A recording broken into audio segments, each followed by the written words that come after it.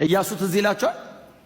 በጣም ሰክሰስፉል ሊደር ነው አይደል? ኢያሱ በጣም ስኬታማ ከሚባሉ መጽሐፍ ቅዱሳችን መሪዎች ማለት አንዱ ኢያሱ ነው። በጣም የሚገርም ሊደር ነው። ባይዘው እስራኤልን ይዟት ገባ ይልና 31 ነገስታት ነው አይደል ያሸነፈው።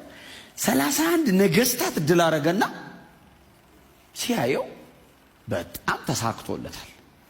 ህዝበ እስራኤልን ሰበሰበ። ምዕራፍ 13 ላይ ርስታቸውን በገመድ እየለካ በምናም በሆነ ነገር እያደረገ ማካፈል ጀመረ። እግዚአብሔር መጣ።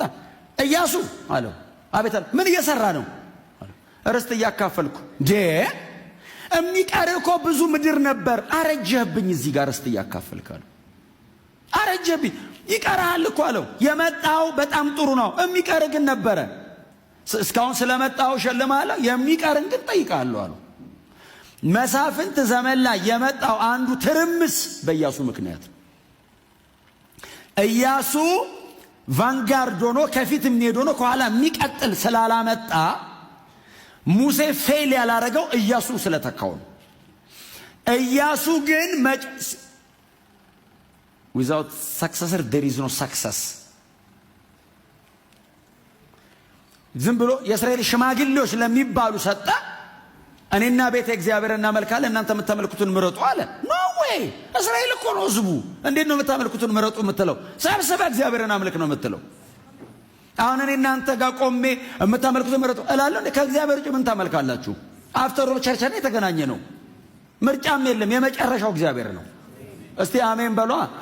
እኔና ቤተ እግዚአብሔር እናመልካለን፣ እናንተ እንዴ ለአሞራውያን አማልክት ህዝብ ለኬጢያውያን ለምናምን ይሸኛል እንዴ? ብድግ ብሎ ፌርዛውያንን ነው ማመልካው ቢል እስራኤላዊ እንዴት አድርገ ነው የምትሸኘው? ከግብፅ ምድር እግዚአብሔር አውጥቶ አምጥቶት ያን ሁሉ እግዚአብሔርን ታምር ያየ ሰውዬ እንዴት ነው ለአሞራውያን ጣዖት አሳልፈ የምትሰጥ? ጥቅሱ በራሱ በጣም ቆንጆ ጥቅስ ነው። ከኢያሱ አውድ አንጻር ግን ከባድ ነው። ማረጋይ ኖ ማረግ የለበትም። ኢያሱ ህዝበ እስራኤልን ለእግዚአብሔር ማሰገድ ነው ያለበት። እኔና ቤቴ ብቻ አይደለም፣ የህዝብ መሪ ነው እሱ። ኔሽን ነው ከኋላ ያለው። ኑ እግዚአብሔርን ተከተው። ሙሴን አታየውም እንዴ? ጥጃ ሰርተው ሲያስቀምጡ ሊደረግ እንግዲህ ጥጃ ሰሩ ነው እንዴ ያለው? ፈጭቶ በጥብጦ አጠጣቸው ነው የሚለው። ባይዘይ አጠጣቸው። ጠጣ